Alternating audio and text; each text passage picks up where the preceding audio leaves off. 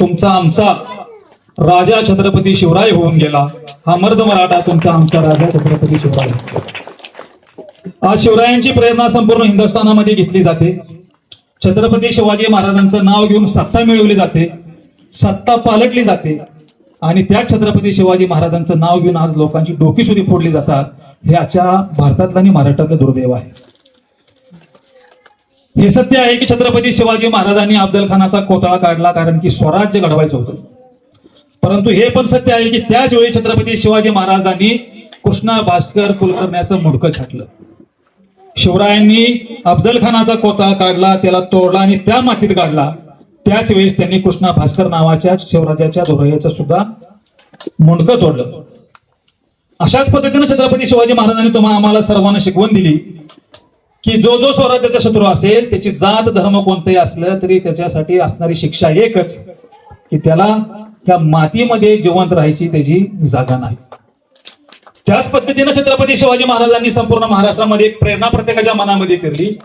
शिवाजी महाराजांनी उभं केलेलं राज्य भोसल्यांचं राज्य नव्हतं.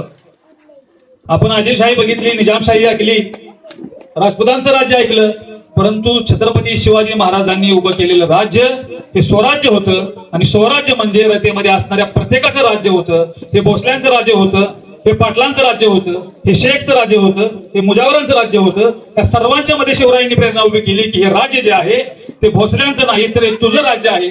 ज्यावेळी शिवराज्य प्रत्येकाला स्वतःचं राज्य वाटलं, प्रत्येक जण या स्वराज्यासाठी जीवाचं बलिदान द्यायला तयार झाला. आणि ह्याचं सगळ्यात मोठं उदाहरण म्हणजे पन्हाळ्याचा वेढा तोडणं आणि छत्रपतींनी विशाळगडावर येऊन इथं तोफेचा आवाज करणं. हे एवढं मोठं उदाहरण आपल्यासाठी आहे. आता इतिहास अभ्यासक आपल्याला अरबाजभाईंनी सांगितलं.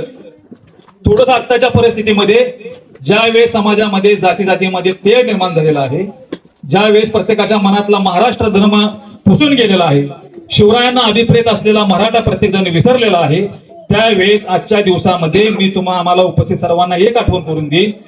आता अरबाजभाईंनी सांगितलं की पन्हाळ्यावर शिवरायांना वेढा घातला गेला. त्यावेळेस स्वराज्यासमोर असलेलं संकट राजमाता जिजाऊंनी नेताजी पालकर समोर बोलून दाखवून दिलं की माझ्या शिवबाला सोडवायसाठी मला जावं लागेल कारण की स्वराज्य वाचवायचं आहे. आईच्या नजरेसमोर स्वतःचा मुलगा नव्हता तर स्वराज्य घडवणारा राजा होता.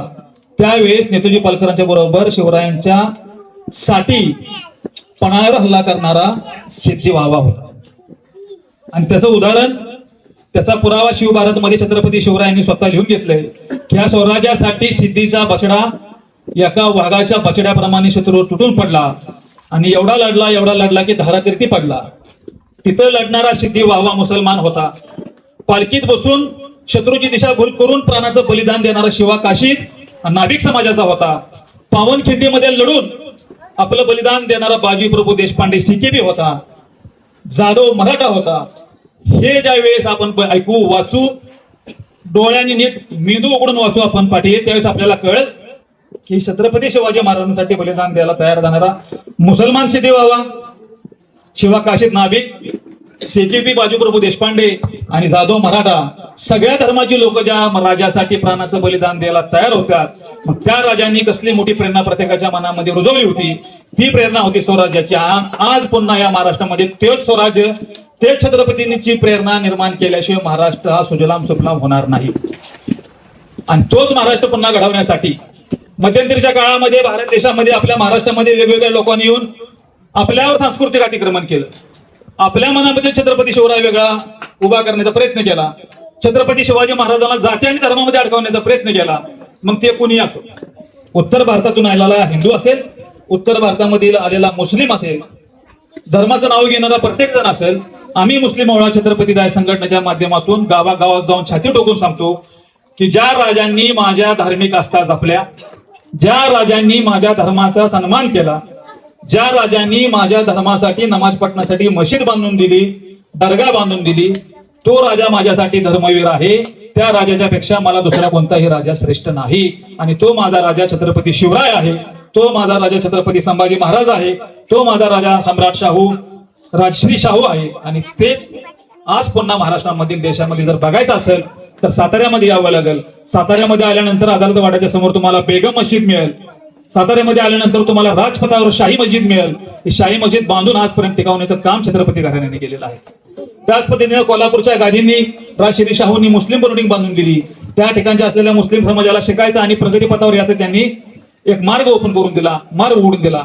जर आपण छत्रपतींचं नाव घेतोय तर आपण छत्रपतींचं नाव घेत असताना जाती जातीमध्ये धर्माधर्मामध्ये तेढ निर्माण करायचं आपण करू शकू का?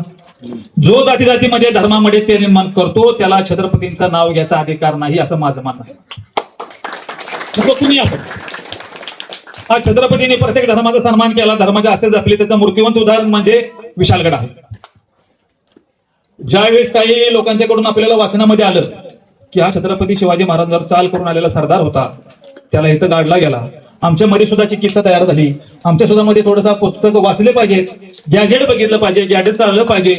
जर जो सरदार छत्रपतींच्या विरोधात आला होता, स्वराज्यावर चाल करून आला होता, जो स्वराज्याचा शत्रू होता तो आमचा सुद्धा शत्रू आहे असं आमचं म्हणणं आहे. त्याचं उदात्तीकरण आपण खपवून घेणार नाही. इथं येऊन ज्या व्यक्तींनी बऱ्याच वेळा त्या सरदाराच्या बद्दल बोलले, सांगलीच्या व्यक्ती आहेत, त्यांचा फोटो माझ्या ऑफिस मधला आहे.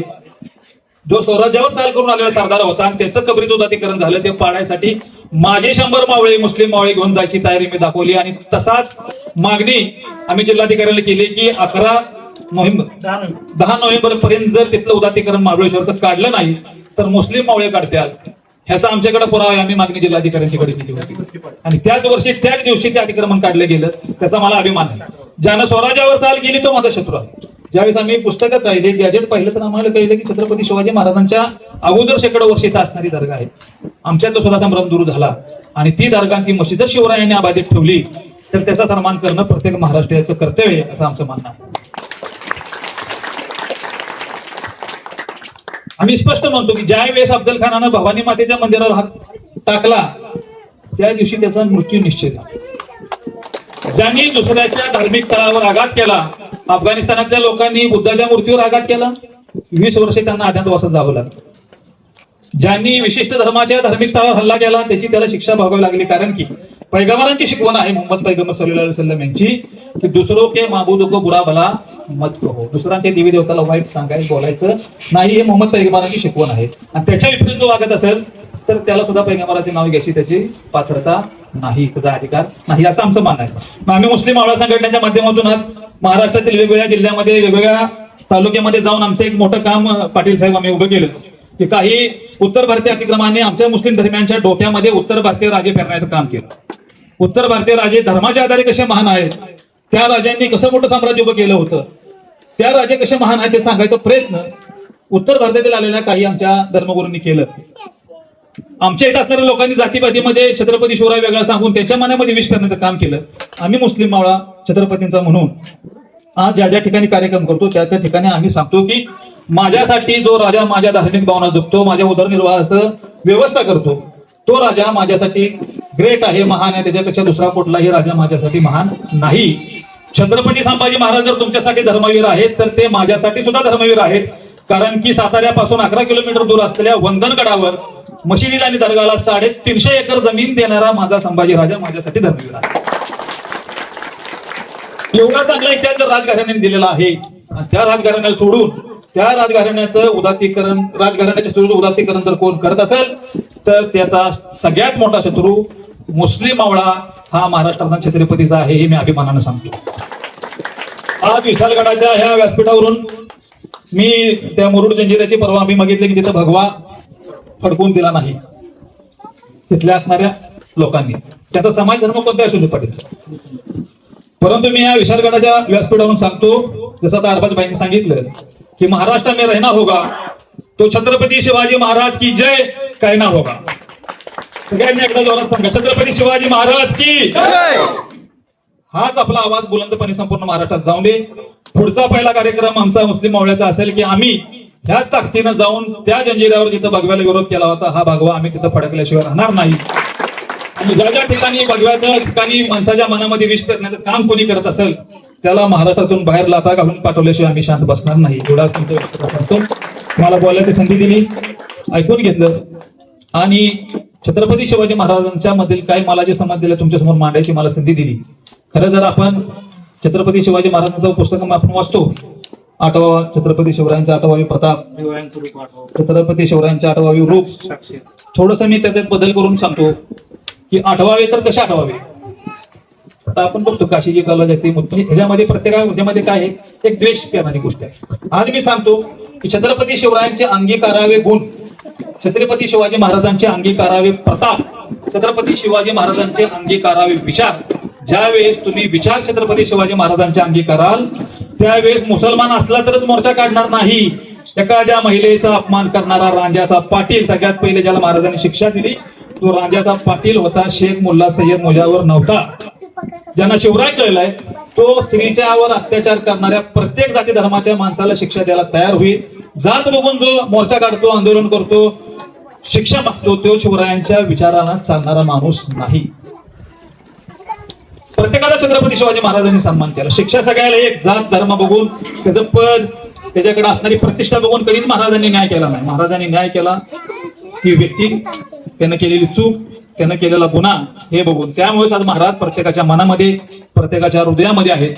आज पुन्हा एकदा मी सगळ्यांना विनंती करतो की छत्रपती सेक्युलर नव्हते पण धर्मसहिष्णू होते, सगळ्या धर्मांचा सन्मान करणारे होते, सगळ्या महिलांचा सन्मान करणारे होते.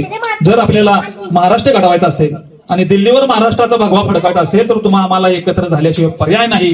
आपण ज्यावेळी छत्रपती शिवाजी महाराज डोक्यात घेऊ, छत्रपती संभाजी महाराज मनगडात घेऊ, छत्रपती शाहू महाराज हृदयात बसू, त्यावेळेस निश्चितपणे देशाच्या दिल्लीवर भगवा फडकल्याशिवाय महाराष्ट्राचा राहणार नाही. एवढंच सांगतो. जय हिंद, जय महाराष्ट्र. संभाजी महाराज की जय. बाजी प्रभू देशपांडे की जय.